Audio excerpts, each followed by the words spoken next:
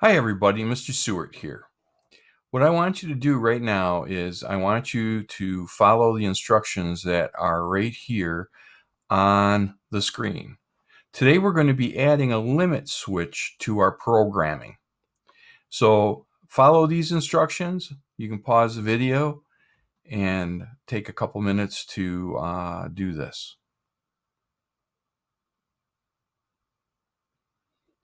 Okay, now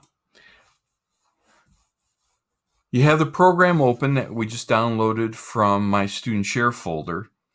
And what we're going to be doing is we're going to be adding a limit switch into our programming.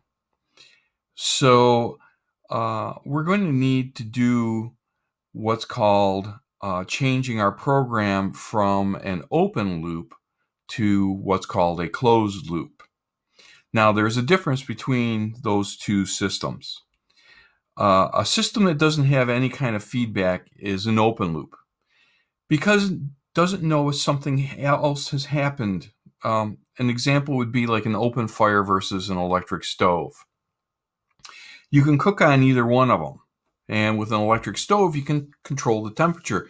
You set the temperature to 350 degrees, and there's some sort of a sensor someplace that what it will do is it will register 350 degrees and it'll turn the heating element off. Or if it goes below 350 degrees by a certain amount, then it will turn the heating element on. So that is a closed system. With a fire, the temperature can get to 350 degrees, but there's nothing to tell it to turn the flame down or to cool down. So what happens is the temperature keeps going up because there's no sort of sensor or detection whatsoever. And that's an open system or an open loop system. So we're going to be adding this limit switch to be able to start our program itself. And when I start the program, it's going to wait until I press the limit switch, and then it's going to start our program running. Now, I've already written out our task description up here, and it says that after the limit switch is pressed, the motor will run for 3 seconds and then stop. Now we got to add something to our existing pseudocode, and that's what's going to go right here in this line below the word pseudocode. And we're going to add in what's called an until command. And I want our program to wait in a specific place until something happens. This isn't a wait for time, which would be an open loop, but it's a wait for some type of a condition to be met. So on the first line of our pseudocode, we're going to write in the word until switch is pressed. Right? And then what we're going to do is we're going to copy this pseudocode. So I'm going to right click here and copy this. And I'm going to go down into my program. I'm going to make sure I'm just above start motor. You want to make sure there's a space there, and I'm going to paste that in. I just use Control V. You can right click. And I'll put in my 2 slashes. Now, I have to get the programming language that is going to be used with this switch, and the switch is the limit switch. And to do that, I'm going to go up to natural language, and I'm going to go to until.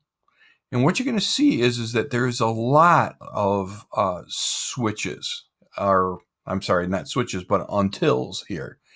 And you can put your cursor on any of these and hold it there, and it will tell you how this particular command is used. All right. The one that we want is all the way down here at the bottom. It's until touch. I know until bump looks pretty inviting. Let's see, is there any others that might be useful? not really, but until touch is the one that we want. So I'm going to click and drag that one over, and then I'm going to bring my comment line up, and I'll tab that over so it's just above the other comment lines. So it says until touch, and I've got sensor port in here.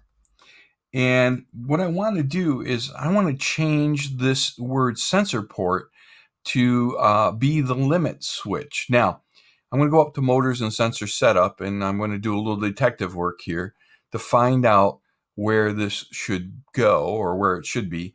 And I see for some reason in my motors and sensors, I'm on the digital sensors tab, and for some reason the limit switch got eliminated from the name here. The limit switch is in digital 1, DGTL1, which you can put into the program if you want, but I'm going to put in MIT uppercase SWITCH. So I'm going to put in limit switch here. You're going to have your sensor type should be already set to the word touch. So now I know what the sensor port's name is that I'm going to use. So I'm going to type in LI, and I'm actually going to make a boo-boo here. And this is on purpose. I want you to see what happens when you make a little bit of a mistake. And this is going to should give me a yellow arrow right here on line 24. Anybody know why? Yeah, it's because that L is capitalized, right? Shouldn't be capitalized. All right, I'm going to hit fix formatting just to get everything nicely in line. Okay, so let's compile our program and see what happens. And we did get the yellow X. So I'll go down here and see warning, substituting similar variable, lowercase l limit switch for the one that I typed in, check spelling and letter case. And what that means is I can go up here and I can put in a small l and hit the compile. There's 3 types of little arrows or crosses that you might see. One is the yellow one that we just saw. That means that it's substituting something in for us, and then it's not a big deal. The program will run. Red is, for lack of a better term, fatal error that you have to fix. The program will not run without repairing that. And then we have white, which are information.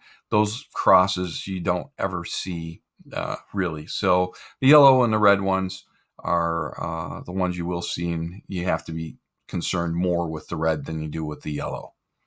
All right, so I'm going to compile, and I'm going to download this to our VEX setup. I just got that error message because I don't have my battery plugged in. So we're going to plug in the battery, and then I will download to the robot, and you'll see a picture of the robot next.